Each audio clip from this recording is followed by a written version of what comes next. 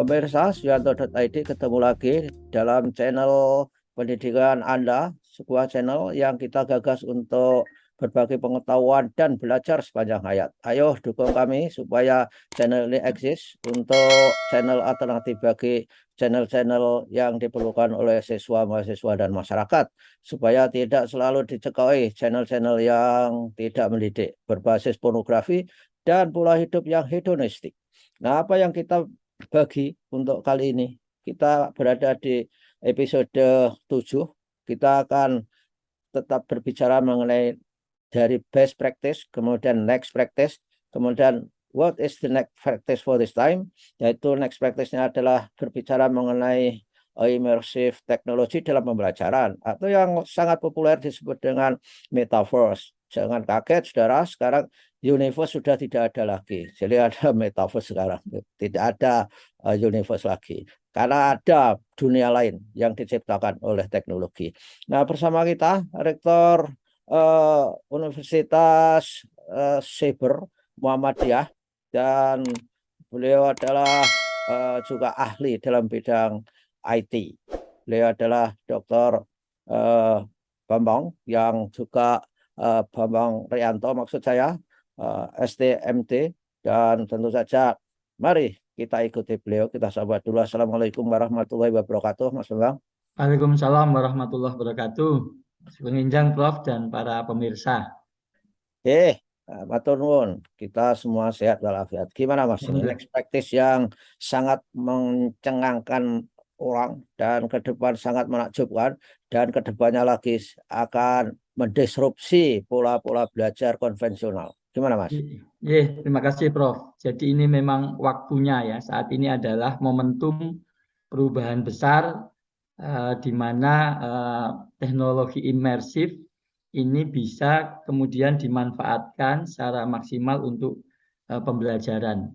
Izin mau men-share screen nih Prof. Ya, oke, saya siapkan Mas, karena ini sangat penting supaya para pemirsa tahu bagaimana kenyataan di dunia maya. Oh, kenyataan atau bukan? Nyata tapi maya. Silakan. Jadi kalau Prof Haidar itu menyampaikan realitas maya sama nyatanya dengan realitas nyata, Prof. Iya. Menarik itu kalimat Prof Haidar itu. Ya, betul. Realitas maya sama nyatanya dengan realitas nyata. Kita akan fokus. Jadi saat ini kan proses pembelajaran itu yang jarak jauh itu basisnya adalah LMS ya, Learning Management System, di mana semua materi, penugasan, dan forum, kuis, dan sebagainya itu sudah disiapkan di Learning Management System. Tetapi banyak kritik ya kaitan dengan pembelajaran jarak jauh, yaitu di aspek afektif dan psikomotor. Nah, sebenarnya saya sudah menyiapkan video untuk yang afektif, tetapi saya khawatir nanti waktunya tidak cukup ya, karena 4 menit sendiri. Jadi prinsipnya di afektif ini sebenarnya sangat mungkin kita menyentuh aspek afektif di dalam pembelajaran jarak jauh, yaitu dengan memberikan video-video pendek yang menyentuh perasaan, yang membangkitkan semangat, yang membangkitkan empati dan sebagainya. Nah, kita akan lompat dulu ke yang psikomotor. Ini saya kira sesuai dengan timingnya juga pas, tanggal 5 besok kampus virtual Universitas Cyber Muhammadiyah akan diresmikan oleh Prof Haidar. Nah, kampus virtual ini ke depan kita maksudkan untuk melengkapi proses pembelajaran agar aspek psikomotor ini, capaian pembelajarannya bisa tercapai.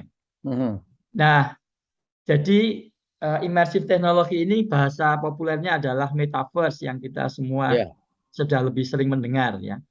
Jadi raksasa teknologi sudah mulai bergerak ke sana, Prof. Jadi kita tahu Facebook jadi Meta, kemudian juga Microsoft ini ada statement-statement dari raksasa teknologi itu bahwa ke depan dunia paralel tadi disampaikan multiverse itu akan didiami oleh banyak orang gitu. Ya, ya, ya. Oleh banyak orang. Nah, Akan ini didiami avatar banyak orang. iya. Iya, Bro. Nah, jadi sebenarnya basisnya itu bukan hal baru sebenarnya. Teknologi basisnya itu adalah virtual reality, augmented reality, dan dikembangkan juga menjadi mixed reality, Prof. Jadi ini kan bukan hal yang baru ya. VR itu sudah sangat lama sebenarnya.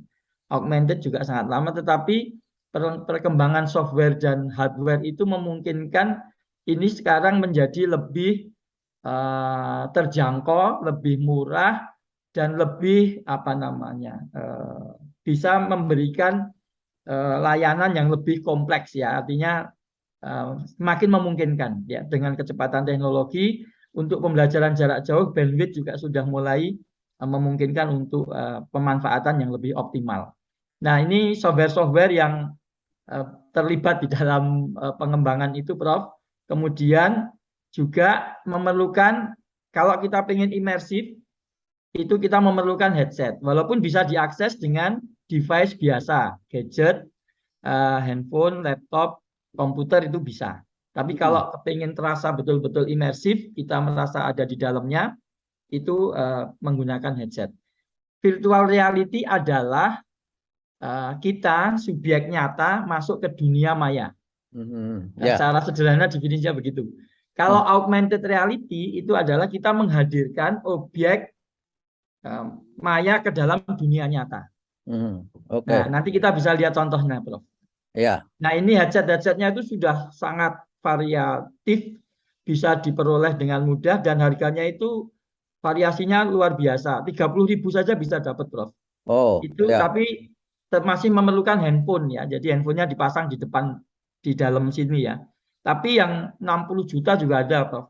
HoloLens itu yang kurang lebih bentuknya seperti ini, yang terbaru seperti ini. Mirip mobil lah. Tapi sebenarnya yang terjangkau dan semakin populer itu Oculus Quest 2 from Facebook atau from Meta itu sekitar 6-8 juta. Jadi seperti harga handphone ya. Jadi sudah memungkinkan. Nah, Universitas Cyber Muhammadiyah berupaya untuk mengembangkan itu dalam rangka, karena kita memang cyber, kemudian juga dalam rangka melengkapi ya proses pembelajaran yang awalnya kan hanya LMS saja. Nah, ini kami konsepnya begini, Prof. Kita bangun sebuah kampus. Ini konsep kampusnya kiblat motherboard. Jadi arahnya ke kiblat dan bentuknya ini seperti motherboard komputer ya. Ini ada chip-chipsnya dan seterusnya itu. Ini merepresentasi nilai berkemajuan juga berdasarkan nilai-nilai Islam. Nah, kita bisa lihat kampus virtual. Saya langsung saja ke YouTube. Ini saya ulang stop share karena saya tidak nge-share, selalu lupa audionya, Prof. Ya, oke.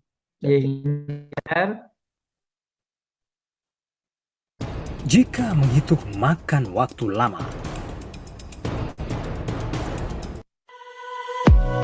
Ini kampus virtual Universitas Cyber Muhammadiyah.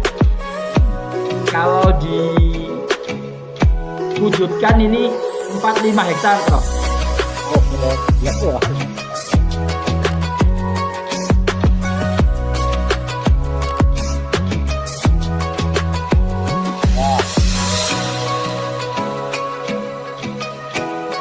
Dan kita nanti itu akan bisa beraktivitas di dalamnya, Prof. Jadi dosen dan mahasiswa bisa bertemu, mahasiswa bisa mendapatkan layanan dalam kampus virtual ini. Bisa diakses dari mana saja.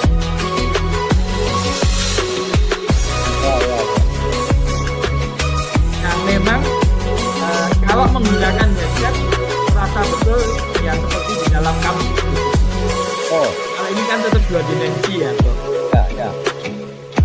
Tapi kalau nanti kami akan tunjukkan menggunakan headset kita bisa seperti berada di dalamnya kita ini ya. Prof, avatar dan kita merasa seperti di dalamnya. Nah, besok saya kira Prof Yanto kita undang hari Rabu bisa merasakan itu, Prof. Ya. Kita menyiapkan beberapa headset. Nah, jadi kita sudah siapkan di dalam kampus virtual itu, ini contohnya, Prof. Ini ada aula dan kami sudah rapat di sini, Prof. Ya. Rapat dan bisa presentasi, Prof, di sini. Nah, ini adalah avatar-avatarnya, ini yang sedang rapat dan bisa presentasi. Nah, besok Prof Yanto juga berkunjung ke sini. Ya, Nah, kita menyiapkan juga ruang-ruang lain ini ya, ruang rapat dan sebagainya, tetapi hanya sebagian dari ini yang akan kita kunjungi. Ini tadi yang ruang pelayanan dan seterusnya. Ini ruang rektor dan seterusnya, ruang rapat. Nah, ini kampus virtual yang kita coba kembangkan. Nah, di dalam pengembangan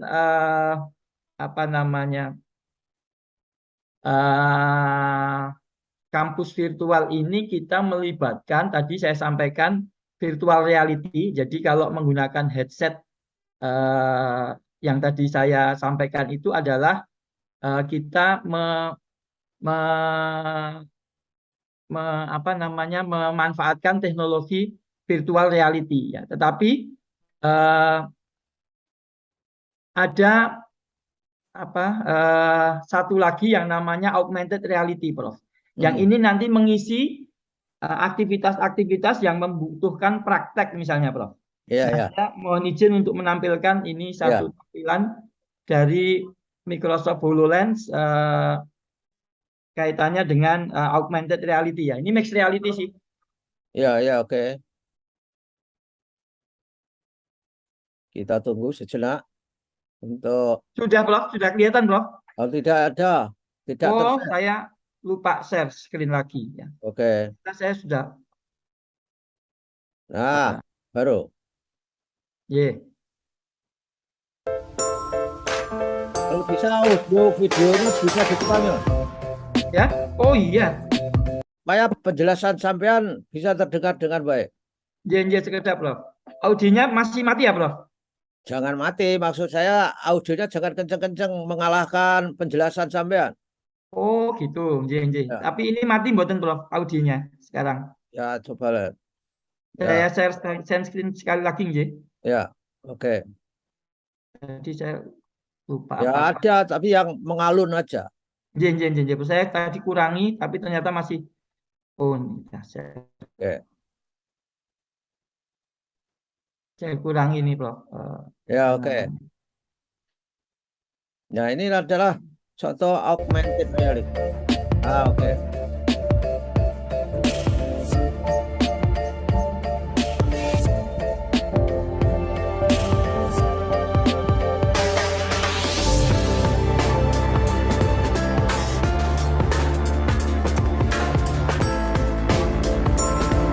Jadi ini adalah salah satu headset yang mahal, Prof. Yang termahal sekarang ini.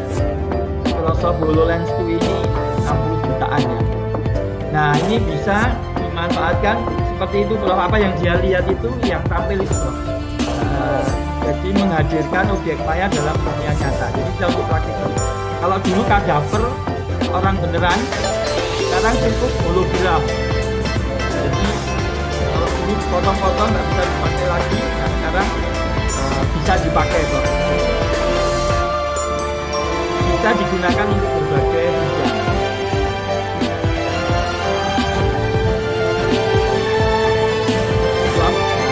Pengembangannya. Jadi kita bahkan mengoperasikan sesuatu itu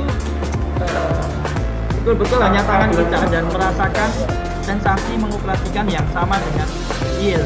Misalnya pencet keyboard dan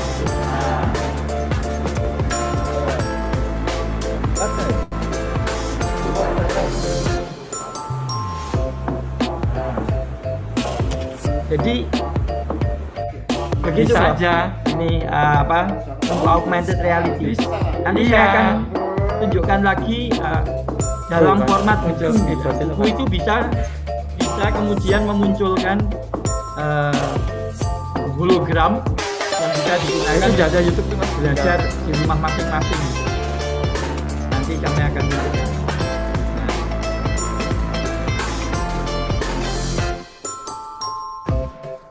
Oke, kemudian satu lagi Prof yang Ya. saya pengen tunjukkan.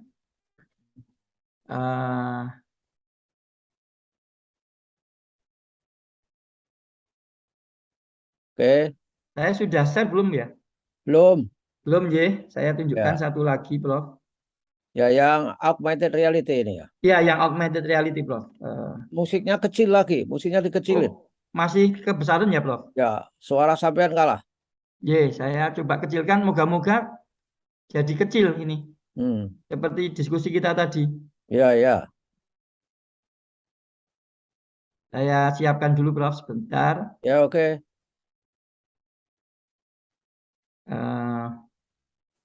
Saya sekarang share screen. Ini audionya sudah. Nah, ini sudah muncul ya Prof? Ya. Ini. Nah, Bapak Ibu, kita bisa lihat misalnya saja ini buku tentang anatomi ya. Nah, misalnya di sini ada gambar kerangka ya, rangka tubuh manusia ya. Maka kita bisa lihat gambar yang asalnya 2 dimensi kemudian menjadi gambar 3 dimensi, artinya ada objek maya yang muncul di dalam dunia nyata. Betul-betul seakan-akan berada di atas meja Bapak Ibu yang berbahagia dan bisa kita putar. Di sini siswa juga bisa atau mahasiswa itu juga bisa melihat ya, sudah difasilitasi dengan tombol-tombol untuk melihat detail dari setiap bagian ya di dalam kerangka tubuh manusia ini. Dan ini juga saya bisa digunakan untuk berbagai macam cepat sedikit organ ya, saya akan tunjukkan yang ada di dalam tubuh manusia ini. Saya percepat. Jadi ini anatomi ini sudah mulai banyak. Nah, ini itu bisa lihat. Wah, begitu kita interact maka dia akan nyebar.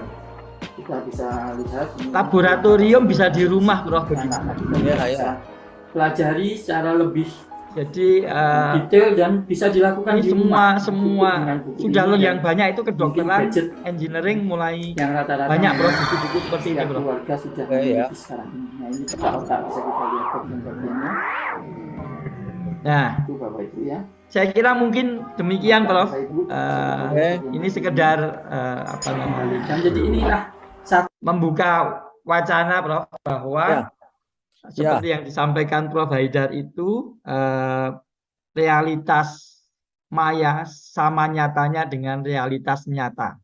Ketika kita masuk ke dunia imersif itu, khususnya ketika kita menggunakan headset, itu akan merasakan dan bisa beraktivitas yang sama. Idenya kan memang begitu Prof, memindahkan aktivitas nyata ini ke dalam dunia imersif secara sama begitu. Misalnya di dunia imersif bisa main pingpong, bisa berolahraga, bisa bersilaturahmi, bisa menjalankan aktivitas akademik, kuliah, konsultasi dan sebagainya. Dan kita akan mengembangkan kampus virtual Universitas Iber Muhammadiyah itu dengan berupaya melengkapi fitur-fiturnya. Misalnya mahasiswa pengen ke perpustakaan ya tinggal pakai headset atau pakai device dari rumah, kemudian masuk ke gedung perpustakaan, kemudian di situ sudah ada buku-buku seperti di belakang Prof Yanto ini ya. Nah, kemudian nanti mereka bisa milih, klik misalnya terhubung ke jaringan perpustakaan Muhammadiyah misalnya, sehingga mereka bisa kemudian download itu dan seterusnya. Jadi itu kan modalnya harus punya big data mengenai data-data yang diperlukan kan itu. Jadi kalau misalnya tadi seperti buku-buku dan sebagainya itu berarti memang sudah harus terkoneksi misalnya ya dengan perpustakaan-perpustakaan yang sudah juga terdigitalisasi. Tapi itu kan sangat mungkin Prof ya. Sebenarnya sama saja dengan Zoom kita ini kan sebenarnya, tapi dia memindahkan itu menjadi 3 dimensi Prof. Oke. Karena dalam persoalan salah satu persoalan kuliah jarak jauh itu kan kehadiran atau presence itu menjadi salah satu yang penting gitu. Nah, kampus virtual ini akan kami resmikan tanggal 5 ya. Nah, ini dalam rangka milad dan muktamar. Kemudian akan mulai digunakan nanti juga untuk orientasi mahasiswa baru. Jadi mahasiswa baru misalnya diminta untuk masuk kampus virtual, berkenalan dengan teman-temannya, kemudian mendapatkan tugas-tugas ya untuk melaporkan itu aktivitas mereka selama di kampus virtual itu. Kira-kira demikian, Ya. Prof. Oke, baiklah, begitulah para pemirsa gambaran masa depan kita. Insya Allah bahwa kampus-kampus yang konvensional itu suatu ketika saya yakin tahun 2045 akan tergantikan atau paling saling menguatkan, paling tidak itu. Nah, oleh karena itu ikuti terus channel ini, channel dari Sibermu, Siber Muhammadiyah University, atau dengan kata lain juga Universitas Siber Muhammadiyah yang dipimpin oleh Dr. Bambang Rianto. Dan sampai ketemu minggu yang akan datang. Terima kasih Mas kebersamaannya. Iya, terima kasih Prof. Semoga bermanfaat. Waalaikumsalam warahmatullahi wabarakatuh. Waalaikumsalam warahmatullahi wabarakatuh.